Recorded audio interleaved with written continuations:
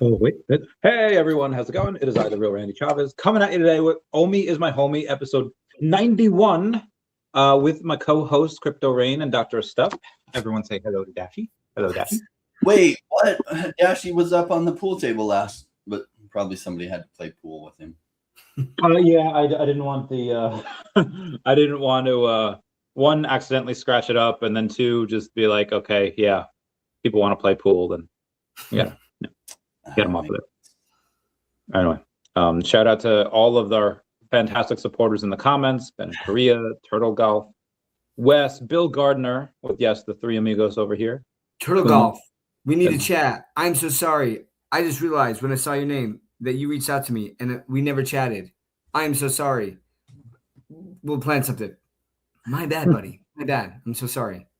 Yeah, now that you mention it, I was also supposed to have a meeting, I think last week, with Turtle Golf and someone else, and then I said yes, and then something about a Michigan game being on.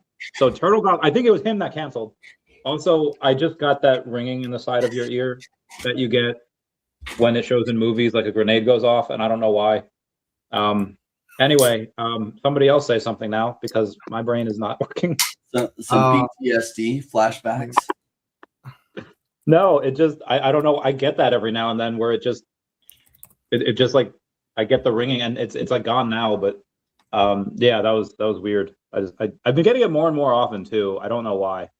Isn't that called like tin something like? Yeah, it's tinnitus, which I have, but it's different. Like the tinnitus is like the normal, like, you know, but that's like a alarm went off. Huh? Yeah. No.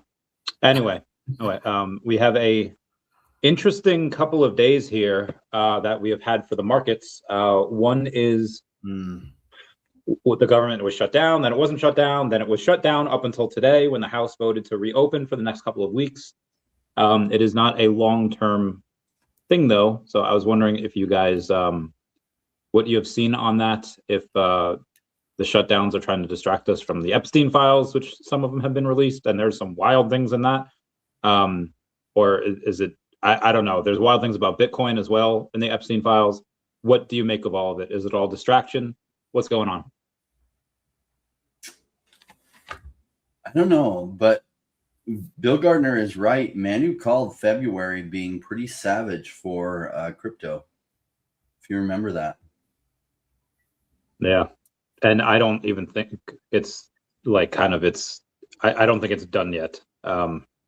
Manu's got buy orders much lower than this. Not that he hopes it gets down there, just preparing for it.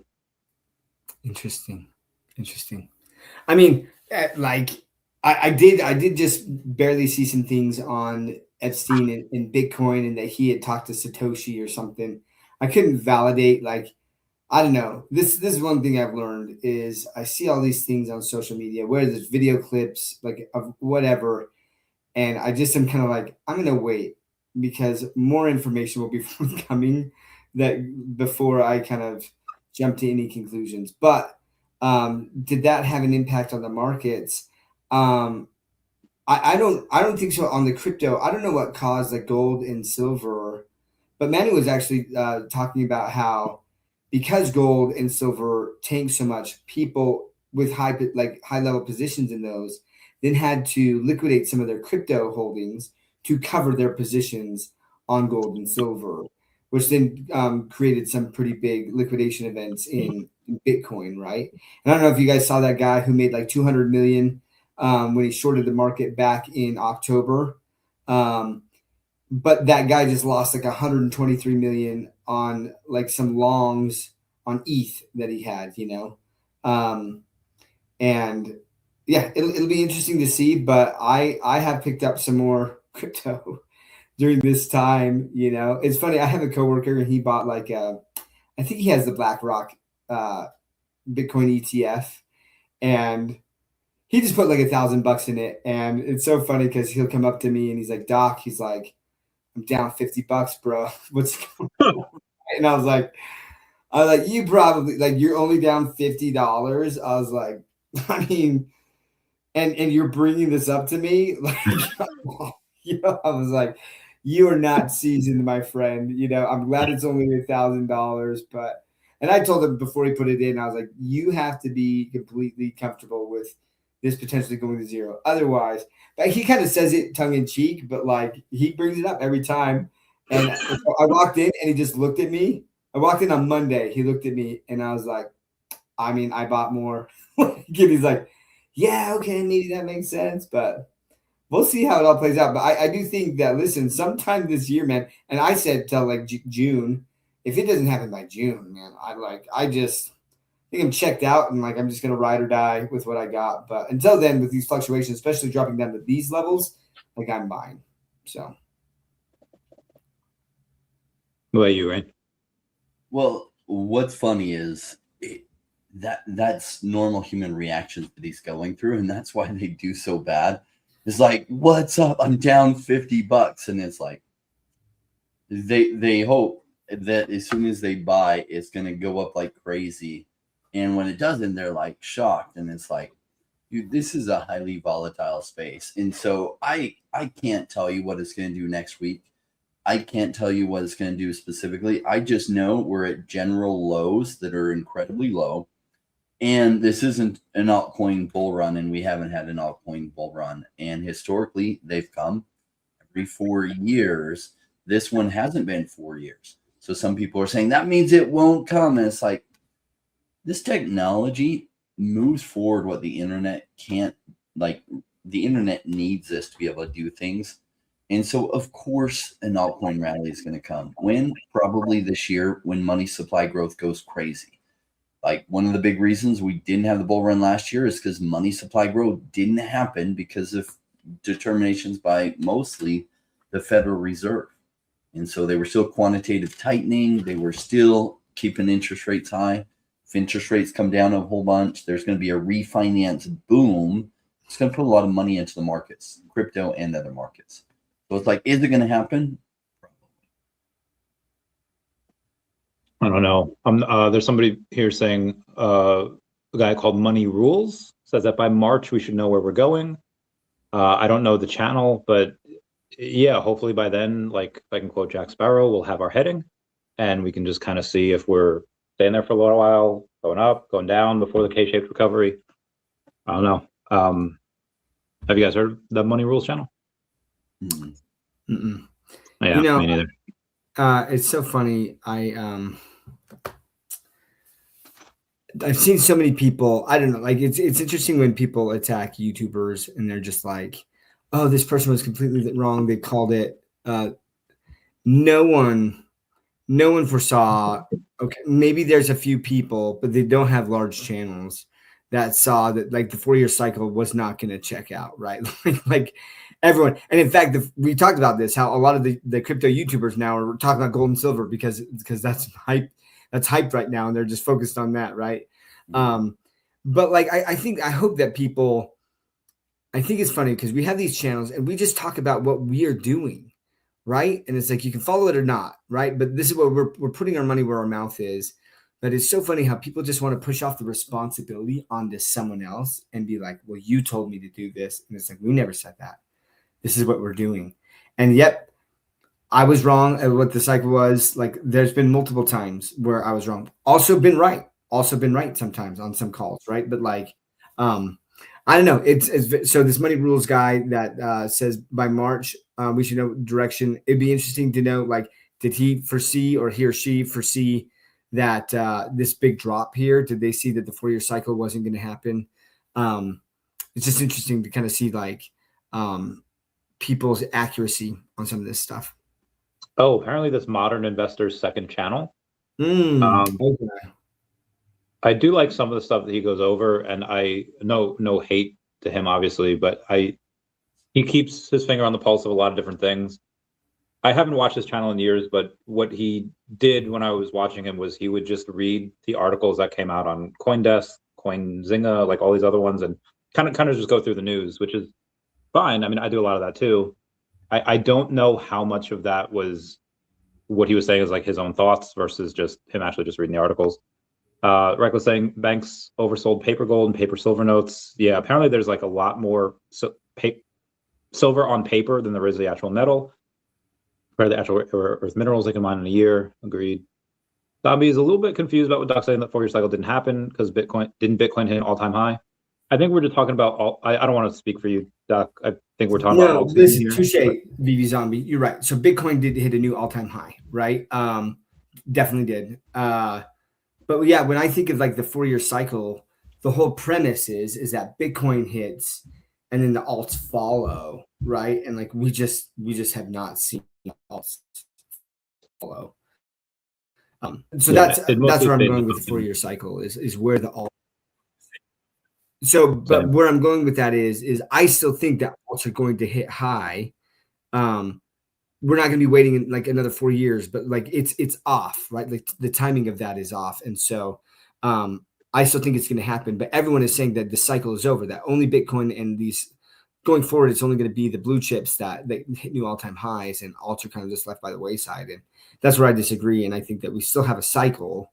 It's just not the 4-year cycle that has followed before, where Bitcoin and ETH, and then all of these other alts just do crazy numbers. Yeah, I would like to believe that. I mean, obviously the blue chip stuff, like even though I posted something today, like on the week, Bitcoin, XRP, Solana, like everything, like I think Ethereum's down like 30%. I think that was on the month. On the week, they were only down like 20-something%. But still, like that's like kind of altcoin behavior, and it's like, damn, what's going on? I would like to believe that only blue chip type of alts would run, like that no meme coins would run, no, things on pump phone would run, only things backed by businesses. And that would be ideal. But when money gets injected in here and everything rips, there's going to be scams that pump, and there's going to be meme coins that pump. I could be wrong, but that's just, I mean, that money has to find a place to go. And is it going to go into great projects? Absolutely. But is it also going to go into things that it shouldn't? Also, absolutely. When that comes, I'm hoping by the end of the year. I hope we don't have to wait another 18 months for an alt season, but we'll see. Rain, the alt season, and your thoughts on it. Doesn't necessarily have to be timing, but just will it still happen?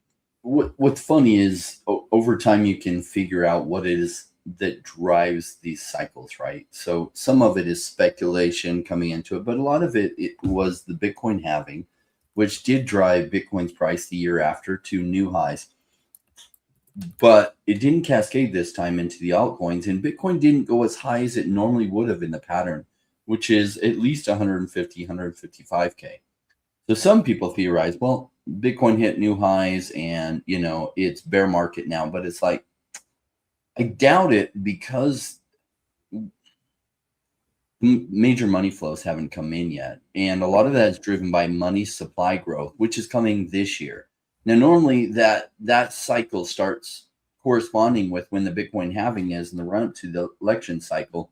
Usually interest rates come down and quantitative easing, the printer really goes burr. But that didn't happen this time, though Trump is setting up an environment where that is coming this year. And so I think the right mechanisms are there that are going to make assets go up a lot in value. And a lot of that money ends up flowing to crypto.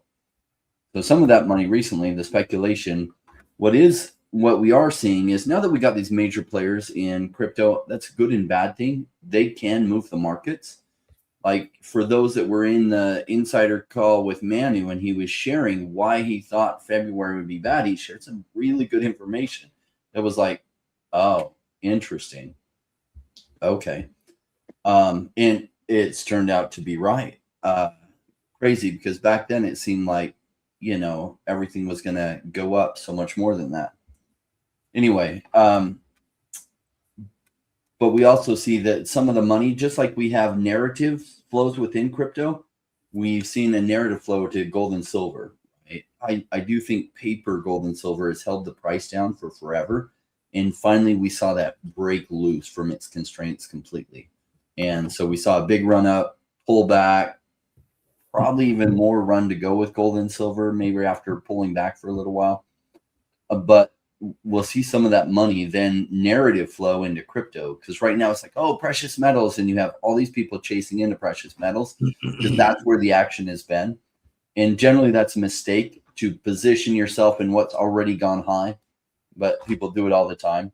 And then when crypto goes high, instead of buying at these really low prices where they can get crypto super cheap, they'll wait till crypto's 5 or 10 or 15 or 100x from here. And then they'll try FOMOing in, and that's an indication that you're near or at the top for crypto, which we're not there yet. Like, these prices are super cheap. Simple formula is buy low, sell high. Okay, prices are low now, which means it's not sell time. And then you wait till everybody's FOMOing into crypto, and then sell time. Like, some great times to take profit on gold and silver for those that were picking up 2 or 3 or 5 years ago is recently, right? When everybody's FOMOing in, good time to take profits.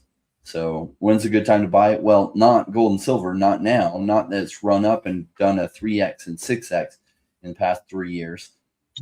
Crypto, I like high risk altcoins. They're really cheap right now. So when that money swings to the upside, some of the gains you can get on that are just phenomenal, way more than 6x. I had a buddy of mine that had asked me about crypto just in general, not even a month ago. And I was like, yeah, I told him just the normal Bitcoin, XRP, ETH, etc. Like, that's like kind of your safety net. This is your safe stuff. And the stuff that I was kind of doing, I was like, it's a bit more high risk. I still think a very good chance that, because the underlying companies of all of them, obviously OMI being one of them, we're very good at not just surviving, but having an insane run. And he said, and then he asked, how much you put into it? And I was like, oh God. And then it's like, what's it worth now? And I was like, oh God. And then for those that don't know, I'm down like, I don't know, 700,000 with it. But so I obviously I didn't want to lie to him, kind of turned him off. He's like, maybe I just don't have the money right now. No problem. Text me 2 days ago. I just bought 100 ounces of silver, which is like $8 grand, $9 grand. I was like,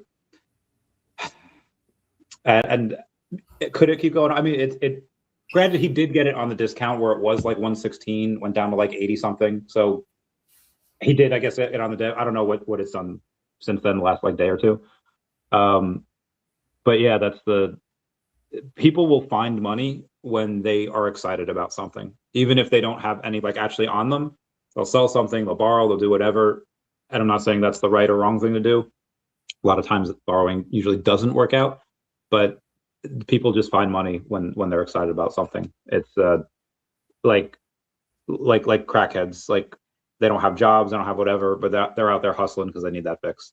And I'm not saying like crypto degens are like crackheads, but if they find something that they get excited about, they'll find the money some way, shape, or form. Reckless is interesting. He says that in the past 7 days. So I know I saw recently that there was the first bank failure of this year in the U.S. Chicago? I don't remember where it was, but I'd have to look. I don't think that it was like their over leveraged position in precious metals. Is that what you're talking about? Like, there's been 2 banks now. Well, one was Chicago. I don't know. Oh yeah, so one in Illinois, I guess one in Michigan. So the Chicago one's Illinois, Michigan. I don't know which one that was. I didn't even hear about the Michigan one. Yeah, I'm surprised that I didn't. Let's see. As of early February, one bank has failed. Chicago-based Metropolitan Capital Bank and Trust.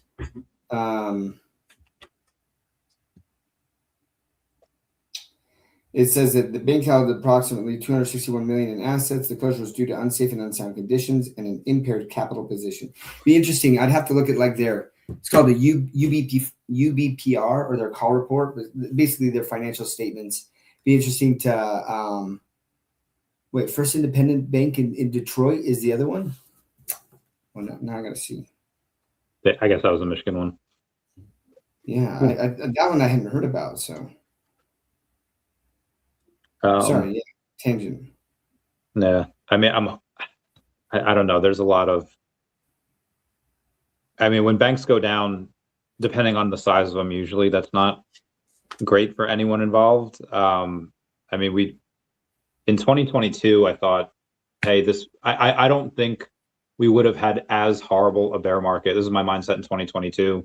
It's like, okay, market's down because Russia invaded Ukraine, because Silvergate and FTX, and like it's just all of these things at once just kind of crush it. And we've been expecting it to go up, and then the tariff war happened, and then you have now these other banks are going down.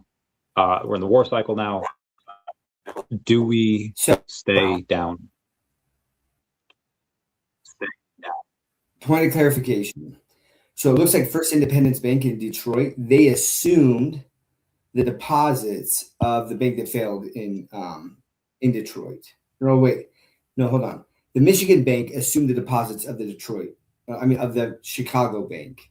So that Michigan bank didn't fail. They assumed the deposits of the failed bank, is what I see. Yeah, like my understanding is that there's only been one bank failure. But to the whole discussion, was it because of an over-leveraged position in, you're saying, precious metals?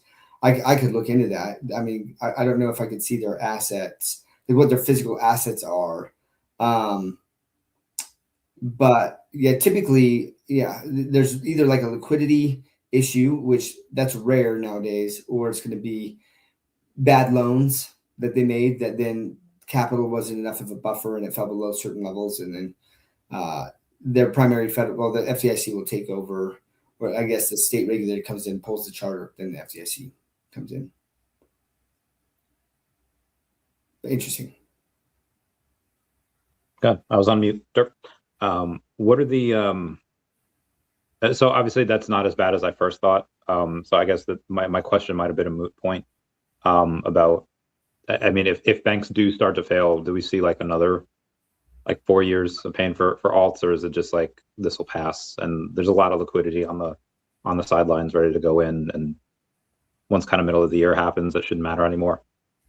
So if banks start to fail, at least what happened in the recession, right, is there was a time of banks started to tighten their underwriting standards, which meant that they lent to less people, which meant that there was less liquidity in the market. So then like a lot of stock, that's why stocks tanked, all of this stuff happened, right? And then you had the government turn on the money printing machine, and things went burr, for a long amounts of time, right? And so if more banks failed and there was like a big recession, and I don't say if, like it's a question of when, like this is cyclical, it's going to happen. It's the greed cycle.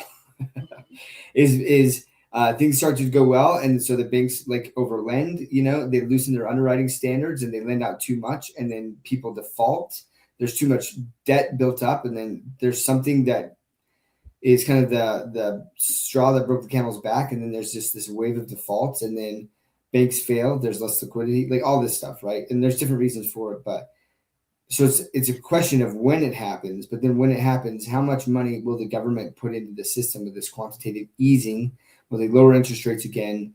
What will they do to kind of try to limit the pain that the recession causes?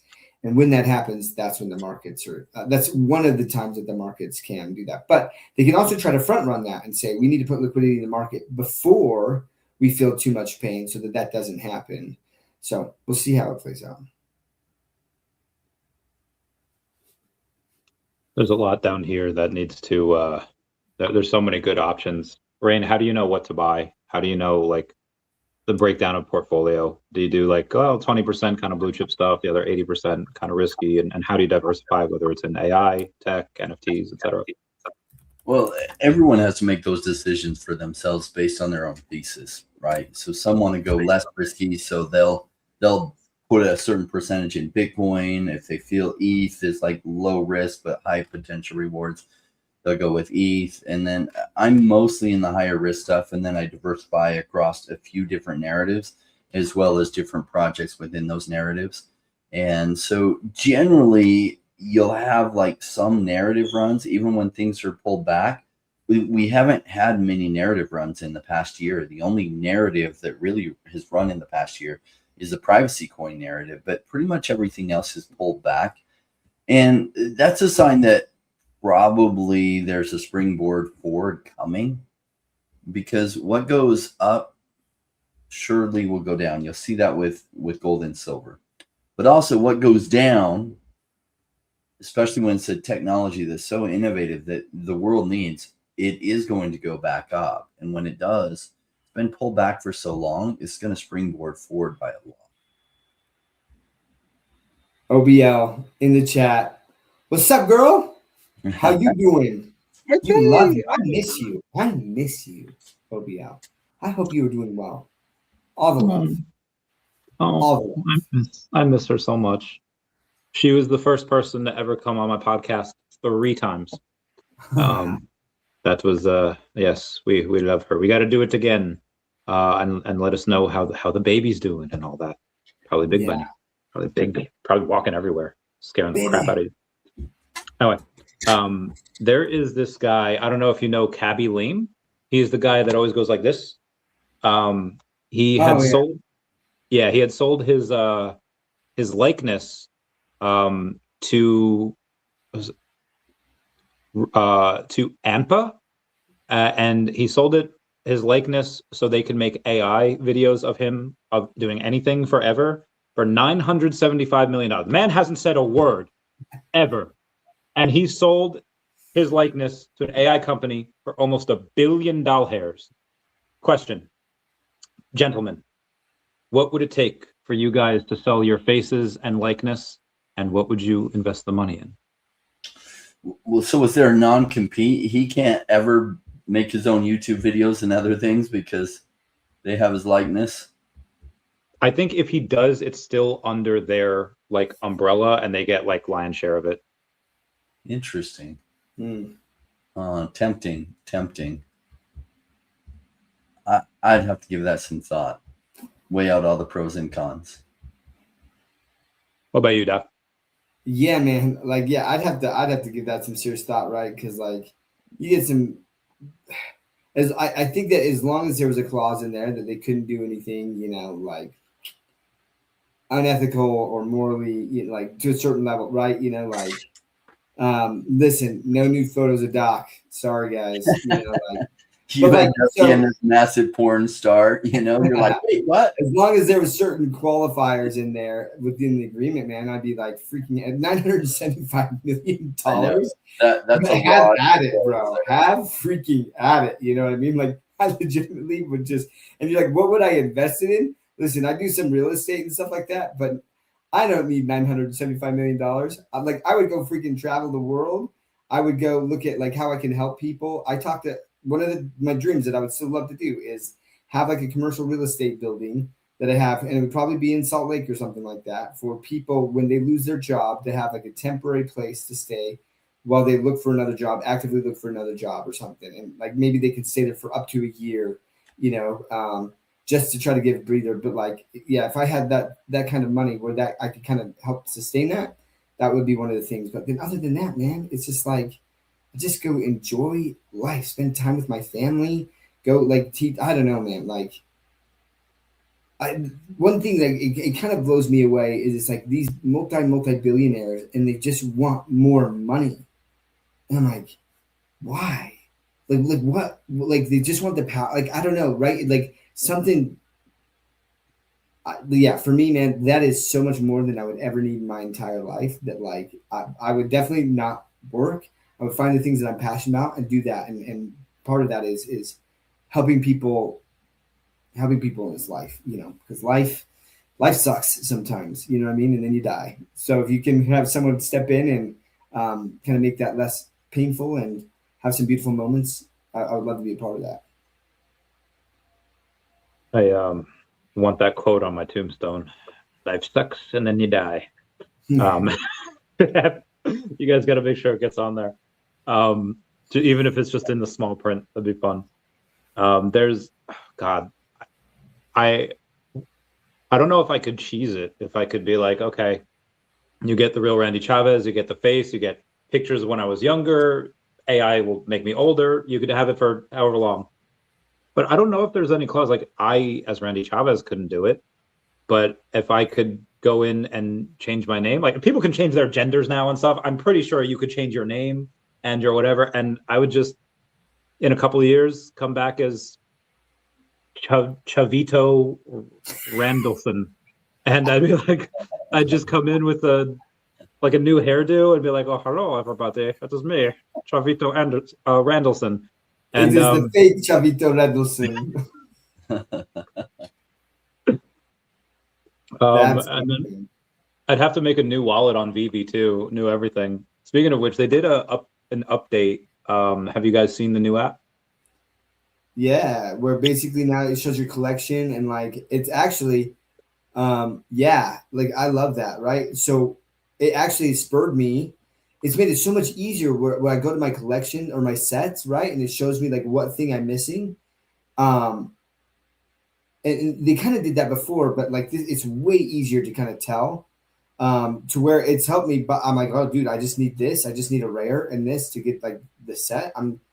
Of course, I'm going to go buy this rare. Or so it's actually helped me buy some additional thing to complete some more sets. But guys, I am getting close. I'm getting close to level 100 here. Let me see this. How many weeks? Well, I can tell you. So let me see.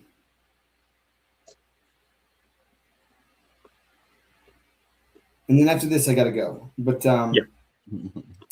it's going to take me in about 9 days. I'll hit level 99. And then I think it's probably like 5 weeks or something like that to hit the next to be level 100. Okay, so March, early to mid March, you'll get that bread. Yeah, probably sometime in March. I'll hit level 100. Let's have a party. Well, dude, I'm definitely gonna throw a little party there. Like that'll be awesome. But anyways, I got to bounce, gentlemen. I love you, Doc. Randy, I love you guys. You guys freaking rock. So much. You're the best. And we'll chat later, fam. Good to see you, Doc. And then there were two. So there's I don't know if you saw that. So the drops on VV. I've just been collecting what I like. You should be able to see it on my stuff. Like I had the what was it, Leonardo? I think the most recent turtle that came out. Yeah, so I got the Leonardo, the Happy New Year stuff for VV. Got the Vader, the marble one, because that was really cool. I got a partner stash just fell to like $850, so I bought one. I was like, this is stupid. This is too low. Watch it go like $750. But that being said, there's I've been trying to get a 1 of 1. I've been trying to buy Greg Weick stuff because he did 1 of 1. He did a second one. Didn't get either of them. Those were like the cheapest. They went for like $1,600, and some of them go for like $8,000. Like the Scotty Young 1 of 1s go for like crazy amounts. There's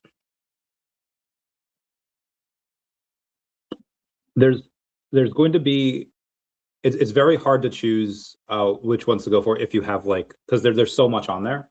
So I've just been collecting what I like. However, that might come to an end soon because I was never really one for prop. I've never gotten a movie prop. I tried to buy one once from a Harry Potter store, but now VV's doing props, like digital movie props, like from movies. They're going to be, and we're getting that with Boba Fett. How do you feel about those? Have you ever been interested in any? Would you get one for Flex? I haven't seen that.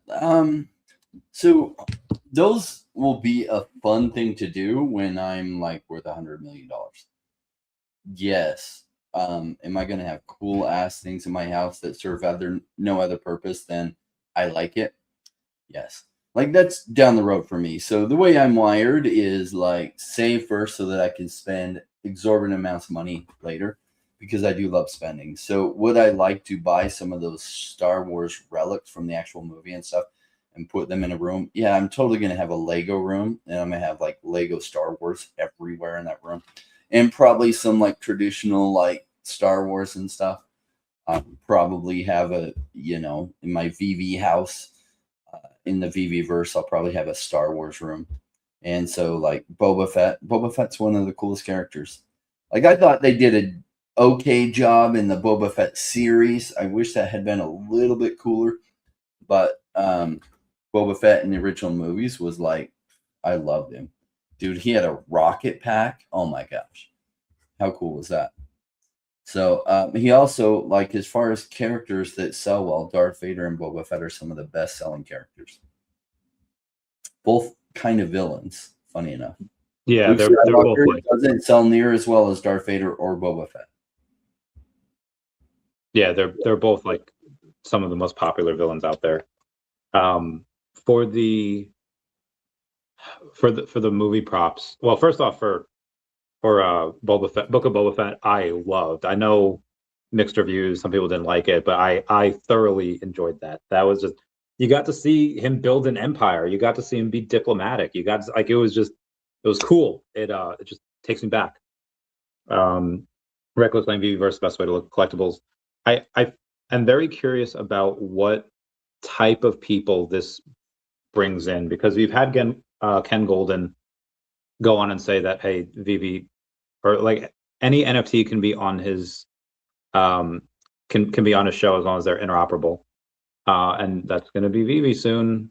I don't know when. There was an article that CollectChain came out with the other day about like phase 1 is going to be over in the next couple weeks. Nothing really changes with that. All of our stuff is just going from Immutable X to CollectChain. I think most of that's actually probably already done.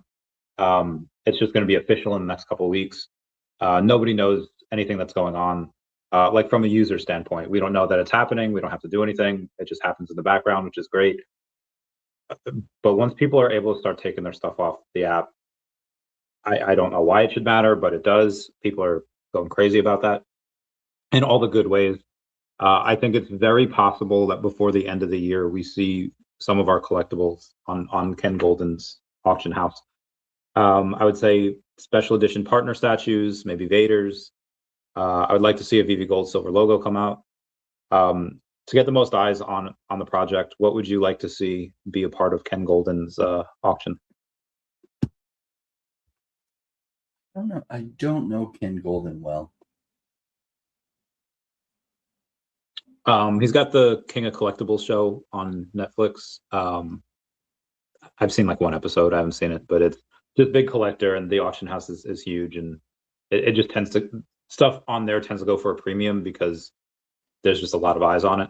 It's on that show, yeah, because it creates some extra value there. Like down the road when people buy stuff that had once been owned by Randy Chavez, and you'll be able to see that in the history of VV. It will sell at a premium like that.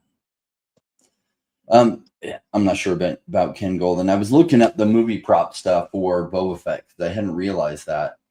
And so how does that work? Because I was seeing it's a blind box, and then some of them come with a craftable, like the backpack and the pistol or the rifle thing. Do you know how that works? I'm actually not sure. I read it the other day. I was very tired. My January was insane. And so is the first week of February so far. But I don't know. I think if you have the old one, you can craft it. And then I guess some comes with whatever. It comes with one comes with one item, one comes with the other. Yeah, I haven't taken a good look at it though. I mean, it comes out, I think, next week. So I'll go live for it because it comes out on the 8th, Super Bowl Sunday, 11 a.m. Eastern Standard Time. That is 3 hours before the Puppy Bowl. So you have no excuses to not join me on my show. That'd be great. So I'll let everyone know then. But if you want, VV released an article about that, so that has all of it there. Actually, I think it has a video embedded with it. They made it a YouTube video as well. Yeah, Secret Rare Spider-Man would be dope. That would be dope. Anything that's super popular, I think, would be exciting. Anywho, before we move on forward, I know this is an Omi Homie show, but obviously we talk about a lot of stuff here. We got the 14U F98 saying, you guys buy more Devi, prediction for end of year. Predictions are hard because we don't know what type of market we're going to be in, but I haven't sold any Devi. I would go in, and as more money comes in, I'll get a little more. Yeah, no, like it's times like this that I'm like, why did I quit my job in 2021? It's like, I've considered, like, because I was like, man, if I were able to really go to work and make an extra 10, 12, 14K, and if it, like, do I need to? No, but a lot of people don't get how valuable these low prices are, and they don't understand what it can turn into when you just have the patience to let it play out. Like a lot of times we want to force timelines. We're like, oh, if it doesn't happen by this time, we're done. And it's like, you just let it play out. And I was explaining to somebody that if you treat it like as you buy low, you just like put it in a vault that you can never sell until everyone's talking about it. That's the right way to think about it. So it's like you buy OMI, and in other words, you don't worry about the price because you can't sell it until everyone's like, oh my gosh, you see how high OMI can get? So you can only sell it when there's massive, massive price increases. If you think about it that way, and you're just putting it in that vault, and then you're not worrying about the price that happens day to day, it's the perfect frame of mind to go into this type of investing. So you just like take OMI, put it in the vault, and then forget about it. Put more money into the vault, and then forget about it, and then forget about it. And don't even track what the price is. You'll realize when prices are way up because everyone will be coming to you saying, oh my gosh, crypto, did you see this? And that's sell time. So until then, it's like, it's just accumulate as much as you can time. And so some people are bummed that accumulate as much as you can time has lasted extra long and gotten extra cheap. Well, okay, I guess they just don't understand how this game works.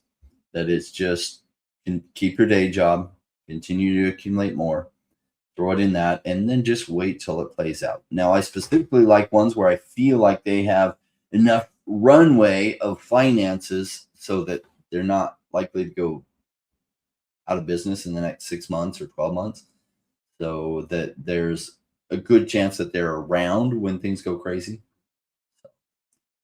We're in that game time. It's just accumulate as much as you can. And then when everyone starts coming to you and be like, oh my gosh, crypto's going crazy, what do I buy? That might start to be a good time for you to sell. There was in 2013, me and a couple of friends were looking to do a tryout for what was called Battlefield Airman. And it's, you transition from one career field to another. And it was a very, very rigorous test that we were training for.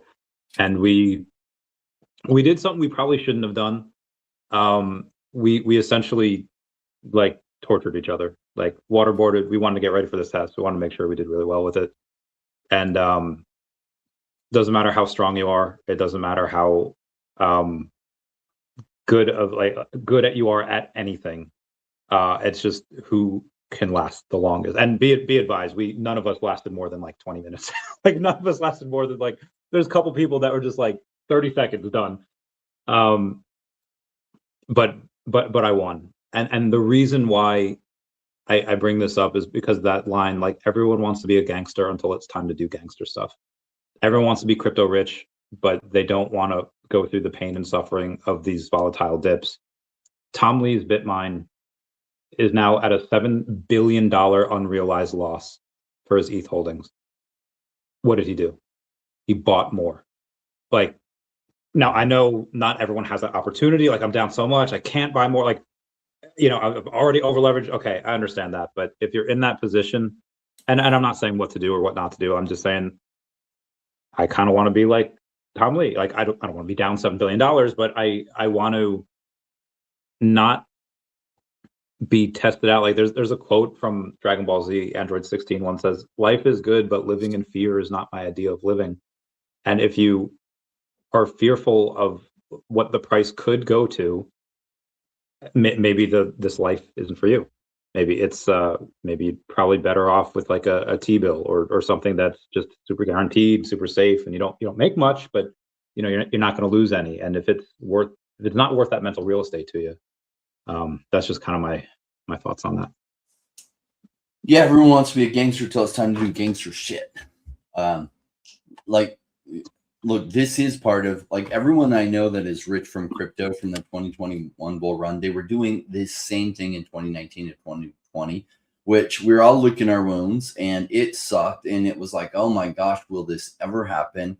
And everyone's saying it won't, and there won't be a bull run, and there's no 4-year cycle, and there's this and that. And look, eventually the bear market ended and massive liquidity rolled in and altcoins and Bitcoin really ran up. And those of us who stayed through it made incredible gains.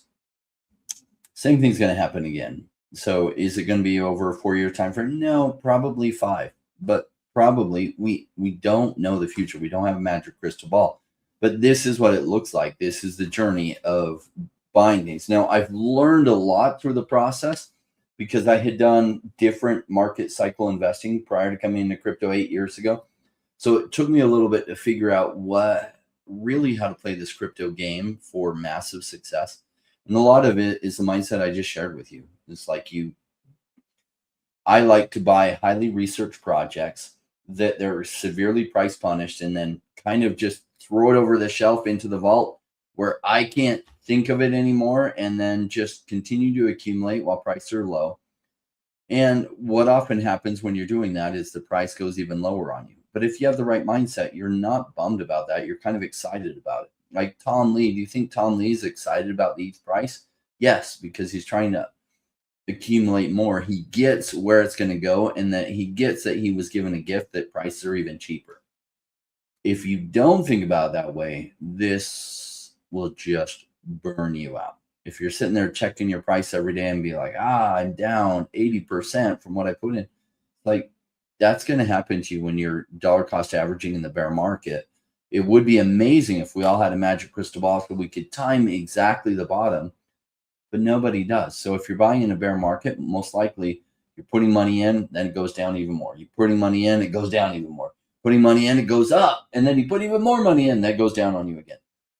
But at some point, the trend really reverses hard to the upside, and then you're doing well. Ask all the people who bought gold and silver for the last 15 years. Like, they finally got their run. Now, the reason why I don't buy gold and silver is, number one, when it gets its run, it's not as volatile. It doesn't go up as much. Number two, like I know people that have been accumulating gold and silver for like 30 years, and finally they had like the massive price increase. That's not a quick enough cycle for me. So some people are freaking out that the bull run didn't happen in 4 years, at least the bigger bull run and the altcoins popping off. Okay, so it's 5. That's way better than like gold and silver, which I think early 80s was the last time it really peaked. And so that is a long time between peaks. 46 years ago. That kind of cycle is not mine. No. I am not that patient. Like I'm patient. I'm real patient, but that is older than me. Oh my God. Sorry. Okay. We'll answer this one, then we'll go to another topic. 14U saying, not financial advice, my bags are in OMI. Great choice. Devi and Definity. Love all of them. What are your opinions for holding these 3? I don't mind taking a risk, truly believe in this project. Obviously, anything can go to 0, but those are my biggest bags as well. Those are 3 out of my 4 biggest bags. And I have long-term conviction in them. I don't know how cheap they do get. I would have had the same answer last year, be like, yeah, buy them all day long. And if I would have waited, I would have had more. But again, like Rain said, you never know when that's going to pop off. But that's me. What about you? Those are my 3 biggest holdings too. I really love those 3. So personally, that's where my bias is. Like I share the reasons why I hold them and why I like them and why they're my 3 biggest bags. I mean, we had an update from Manu. Randy and I did talk to him a couple times the last couple of weeks. Like their business is super strong, doing so well. They even like the amount of money they made in the past week was crazy. And so their business is really solid. And some people are like, oh my gosh, it hasn't translated in the token price going up. And it's like, yeah, in this environment, no, it wouldn't, but it will. It will. Just most people still don't even know about Definity because at best people are looking at gold and silver, wondering because that's where the action has been. Wait till the action really starts happening in the altcoin space, and then Definity will get discovered. And then all of a sudden prices will be 20x or 30x here, and people will be trying to jump in then. It's like, all right, I'll be taking some profits off the table at that price. But that's when some people will be trying to make their first buys of it. And that's just not the model I use. I like to buy when things are really price punished. And OMI, Devi, and Definity right now, I mean, almost all altcoins, but all three of these are really, really price punished right now, which is a good thing. That's what undervalued gems look like. They look and smell a lot like a burning house. Like, oh my gosh, this is the worst. They're never going to stop going down. Well, they do.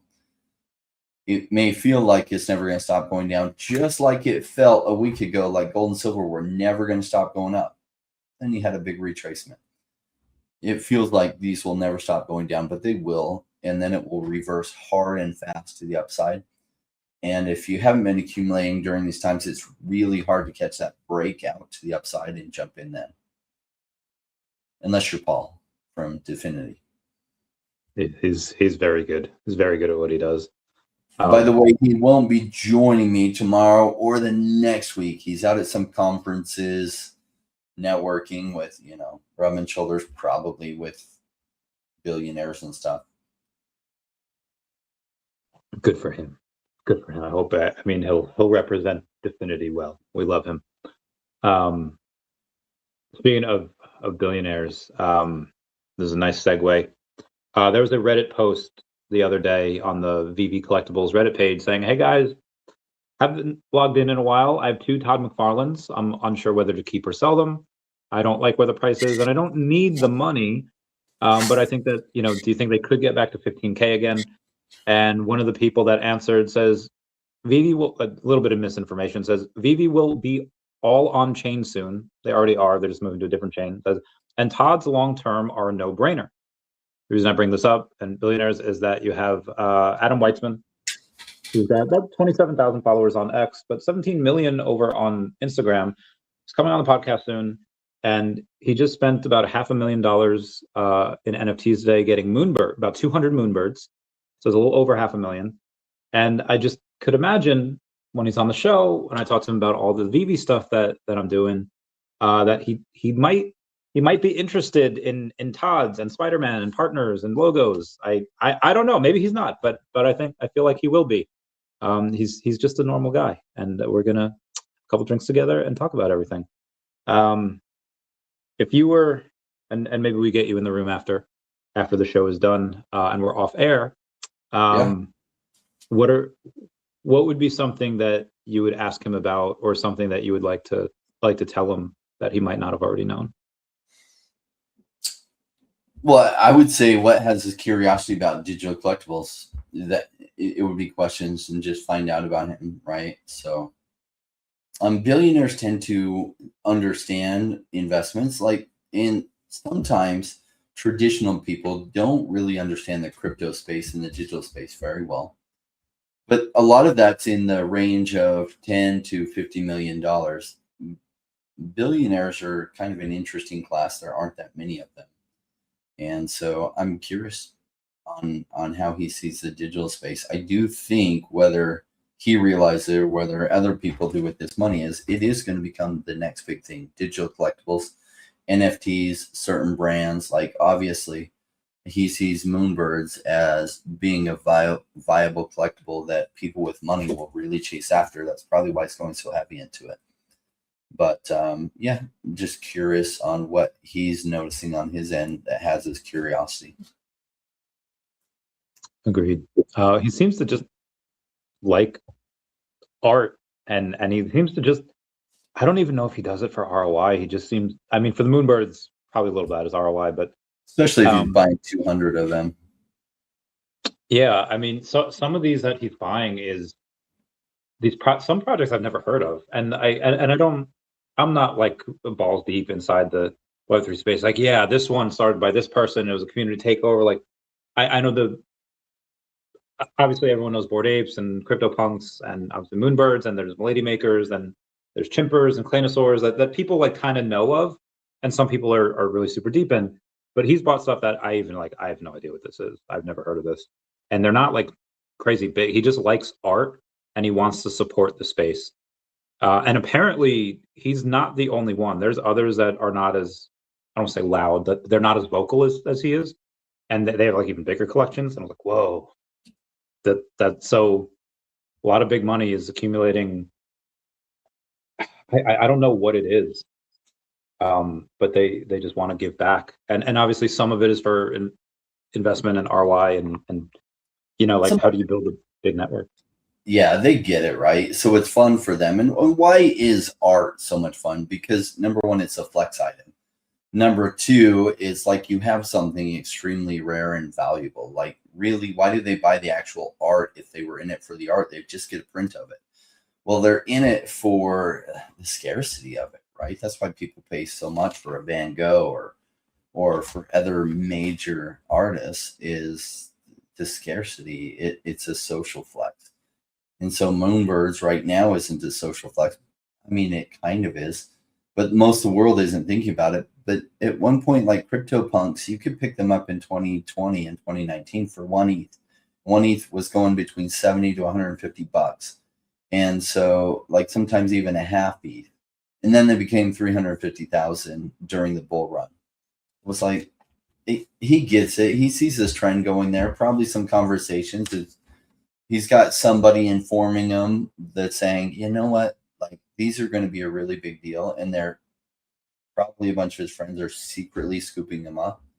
Why? Because they realize this digital collectibles thing, crypto allows digital collectibles to actually be a thing.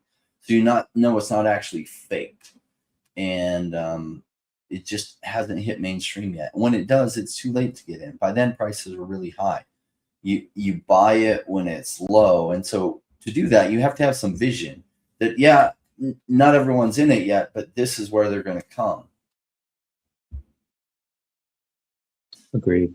I realize with investment, a lot of people, they just have a hard time taking the inputs and say, oh my gosh, down the road, that's going to add up to this, and this is going to be huge. They can only see what's right in front of them. They can only get it when it's actually happening. And it's like, well, I wish they could figure out that this plus this plus this is going to equal to that, but they just don't see things that way. Or they want some kind of sure thing. Like, I want to know for sure that it's going to happen. It's like, there's none of that in the investment space. Yeah, we all wish we had a sure thing. To get a sure thing, you got to go invest with the mafia, and they price fixed it. So a certain horse is going to win or a certain sports team is going to win. Even then, it's not a sure thing. So if you're looking for like a sure thing, they don't really exist. Agreed. All right, but is it possible if you could get Pokemon? That is the age-old question. What would happen to the token price if they could? Depends what type of market. In a bull market, oh my God, add a zero to the price or lose a zero, I guess, because like 10x overnight if they ever did that in a bull market. Now, and that's if they could. I don't know. What would it do to the price now if they probably pretty decent pump. I don't know if that would be sustained because again, the type of market we're in is not good. I think there's always that shot. Like if Pokemon is not going to do it on their own and they go with someone else, Vivi's the only logical choice. So it's going to be one of those two things. Pokemon either does it on their own or they go through Vivi. That'd be my take. How about yours? Or they do both, right? I could totally see them doing both. Sure, we'll launch some of our IP through Vivi and we'll do our own video game where we sell our NFTs or something. I can see that. I have told people that when it does happen, or if it does happen, I will go on a 24-hour live stream and talk everything Pokemon because that is I have a lot of knowledge and it probably could not even be contained in 24 hours. I'll have to do multiple of them. Ideas for Omi Homie. Yeah, I don't know. It is 9 weeks away now. We'll get Foster on before then. We'll get Foster on for like 95 maybe. I don't know. Do you have any ideas for the 100th episode?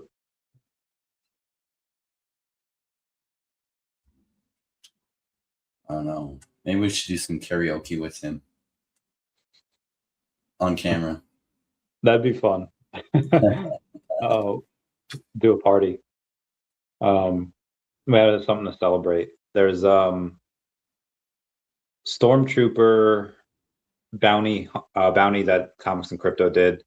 They cashed in the 501. The 501 was sold for 2,000 gems. The other one I don't believe has been minted yet.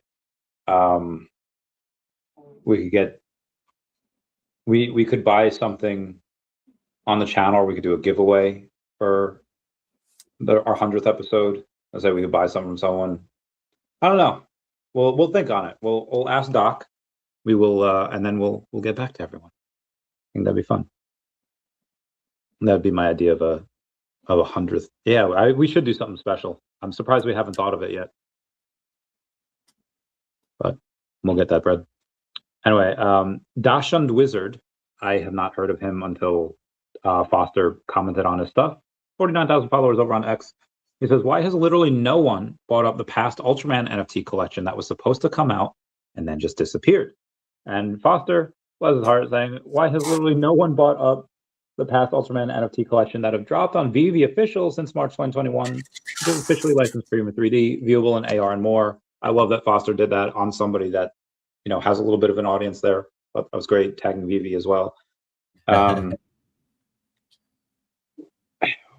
I love that he does that. What do you think the marketing officially around the team should be for Omi? Is that something that it doesn't need to really be talked or pushed about right now? Something that you should wait for? Is something that you should do at all because you don't know about regulations? You know, there's less regulatory uncertainty than there was, so they can be more, you know, they could talk.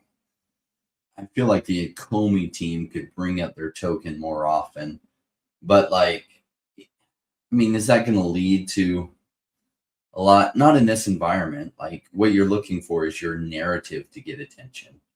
And so, like, right now, what are they going to do? Almost nothing in crypto is pumping. How are they going to get attention in that environment other than just fun ways like Foster is doing that just kind of chips away at awareness?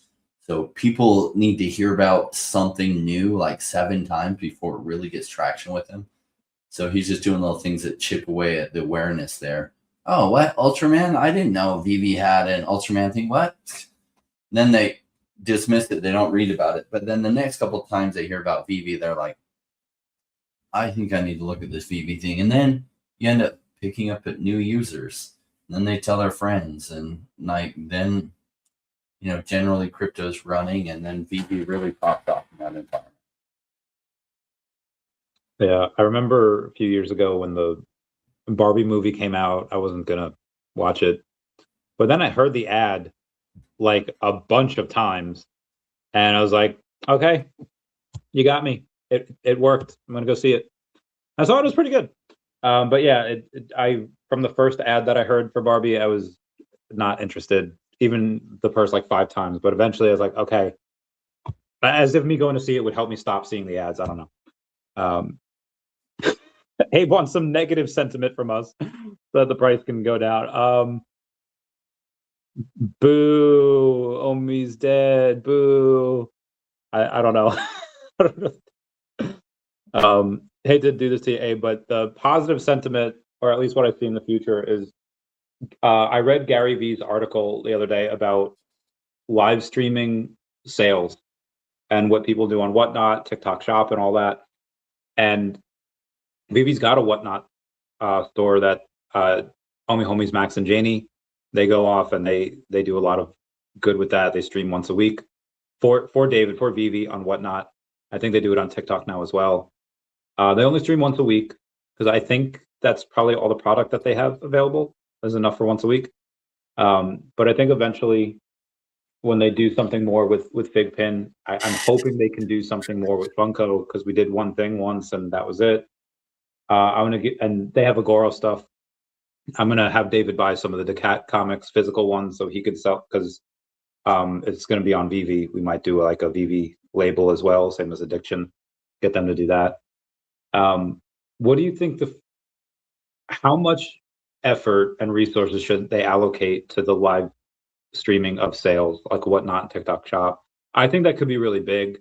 I think eventually they could be able to do stuff pretty much every day, and maybe have like a Tesla Optimus robot to do all the packaging. What are you thinking? Yeah, that'd be cool. Then they can video the Tesla Optimus robot getting it ready. When crypto's narrative is in full steam, that kind of stuff would get a ton of traction. It's like it's not surprising now that it's not. And if they did anything more than once a week, like they would quickly saturate the audience's capability to pick up stuff, right? So once a week with limited quantities, it sounds about right for the bull market or the bear market. In the bull market, they could probably do stuff every single day, and it would be exciting, and people would be trying to get stuff because you remember in the bull market before, and it's like if you got stuff on drops or you got something like that, it was almost like printing money. And that's how the bull market is, that, you know, the drops will all sell out and you're immediately able to flip something you got for some money. That's a good point. I remember Dan Chaubel like requoted me as I was like, at the time, even when comics there were 30,000 comics per drop and they would sell out. And even the uncommons would go for like $9 or $10. Like, guys, there's no reason not to go for this. Guaranteed to make money. That was insane, the amount of money that they were making. But yeah, once they do that, like they announced Marvel Mighty drops today. And there's some they're like cosmic characters, they're villains, they're awesome. But they're not really, none of them are really, there's no scarce ones. There's no like, you know, 1 of 5 or 1 of 10s, you know, there's like one of them, the secret rare is like 1 of 350, which is fine, but I feel like not a ton of excitement will be happening because the commons, uncommons, rares are all going to be below retail. And the ultra rare will probably be about retail, maybe higher. And secret rare will obviously go for like $100 or whatever. But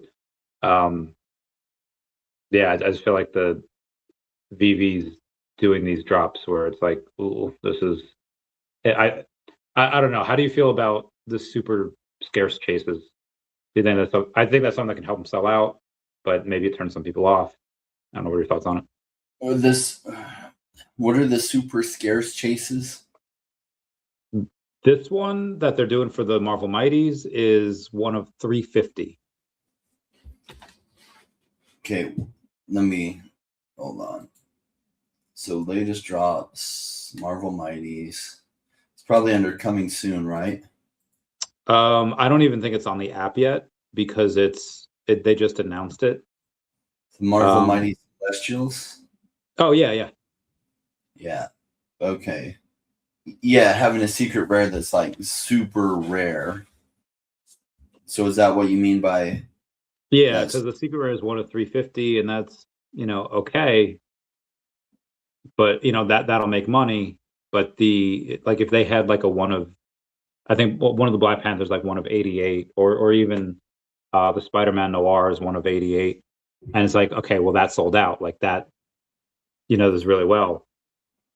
I mean, these aren't really that popular, like they're not well known yet, even in the MCU. So they're, you know, they're not that popular characters. They are for comic heads, but there's not that many comic heads here that are going to be super excited about them.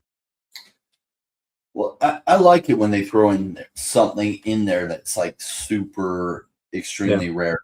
So think about like baseball card packs, and I don't know if you ever got into them. Obviously, Pokemon card packs you did, but like baseball card packs, the fact that you could just get something that's extremely rare in any pack really augments it. Like one of the things I wish they would do is they would sell this stuff in like packs rather than a blind box that just has 1. Say the blind box had 5, so you get 5 chances, and you know, maybe they charge a little bit more, and maybe there's more editions or something.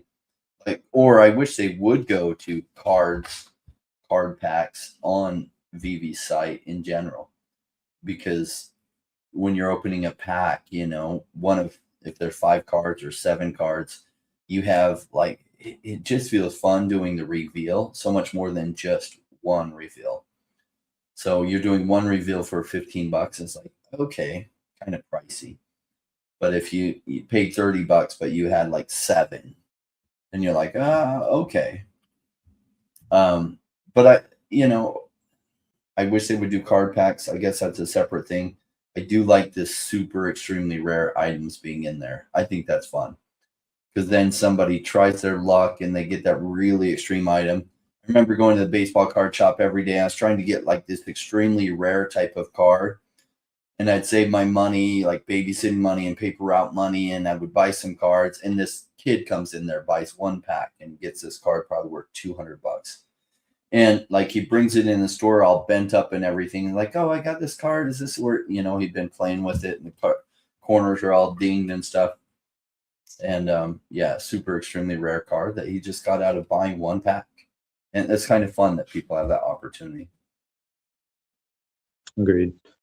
Abe saying, if we reach quad zeros, y'all think we surpass all-time high? I think it depends where in the quad zeros we go. If it's like quad 0, 8, 9, yeah, absolutely still. If it's like quad 0, 1, 3, and we're down, 90% from here, and we go down to a $3.6 million market cap, first off, we will likely never get down there. But if we did, yeah, that'd be like 1,000x to, and I don't know, like it depends on why we got down there. Do we get down there because a bunch of whales take crazy pills and they lose their minds and they just start trying to undercut each other and it wicks down there? Then yeah, I think we still can do all-time highs at 1,000x from there, because again, fundamentally nothing with the company's changed.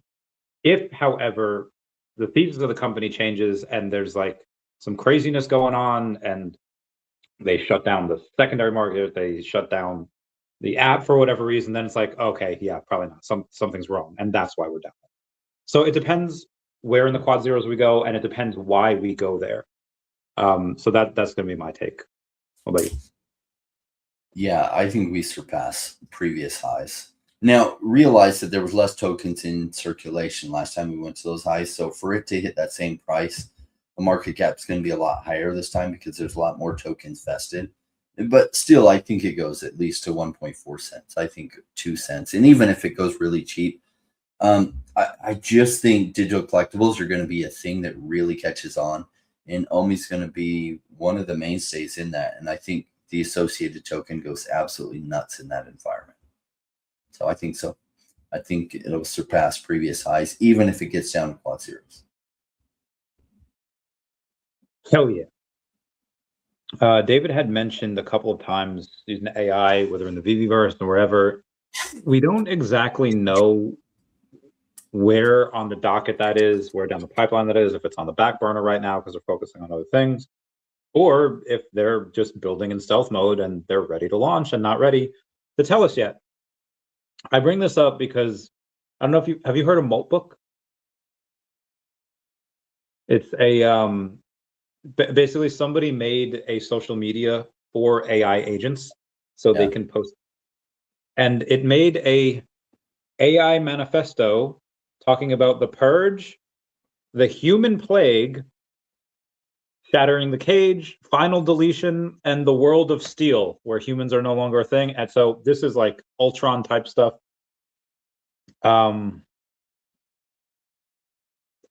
I think in order to survive or at least maintain with everyone, you need AI.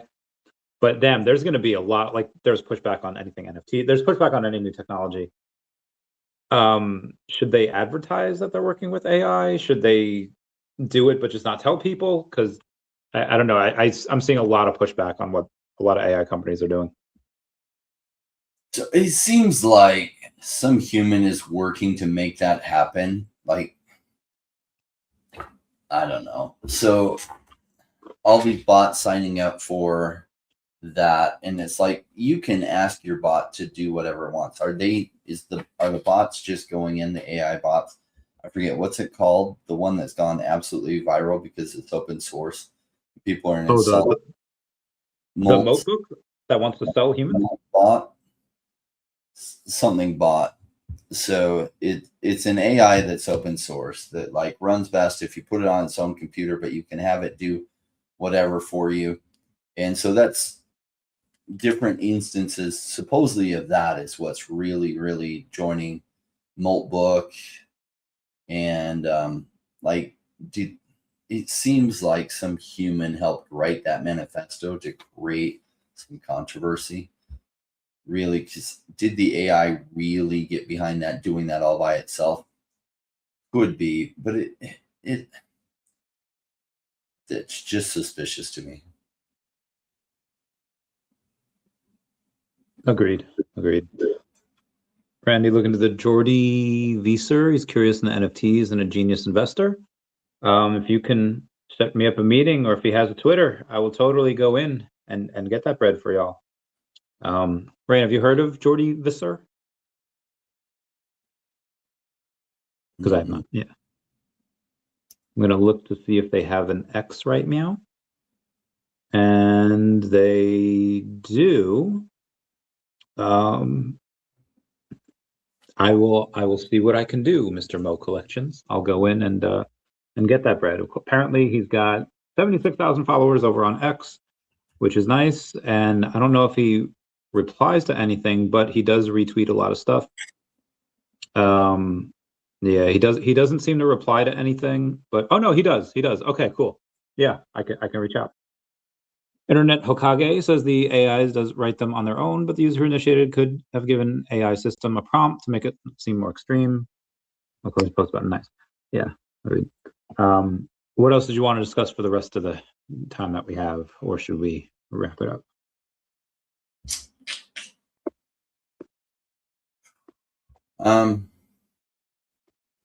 I don't know. Overall, like the crypto space, this reminds me a lot of March of 2020, when just prices got savage. There could be more savagery ahead.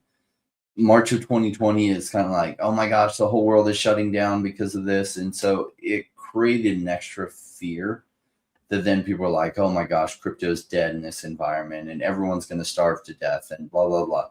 And that ended up being the bottom for high risk altcoins. And so not the bottom for Bitcoin. Bitcoin dropped back too close to where lows were from the bear market, but ended up being the bottom for altcoins, most altcoins, and then things went up significantly from there. So like there might be some more pain ahead. If so, great. Like there's usually a big stake in the ground as far as the price dipping down really strongly before things really, really take off. Probably that's what this is. Yeah, I wish we would just have that dump already so we could recover, because it seems like it's just kind of slowly going. And I know I get it, going from 126 to where we are now. That's not slow. I mean, I just want the recovery to start. So I would hope we get that stake in the ground ASAP, so this way we can go back up. But yeah, I don't know. We'll see when that happens. Anyway, yeah, someone being patient and waiting it out and letting it play. Like if you put it in the vault, like I'm talking about it, and then you're just like, oh yeah, let me put some more in the vault, and I can't sell it till prices go absolutely crazy. That system, everyone I know that's become a millionaire from crypto that wasn't a millionaire before, that's how they did it. Absolutely. Right. This has been awesome. We'll talk off air for a little bit, but until then, everyone say bye-bye to Dashi. Bye-bye, Dashi. We love you. All right, guys. We'll see you all.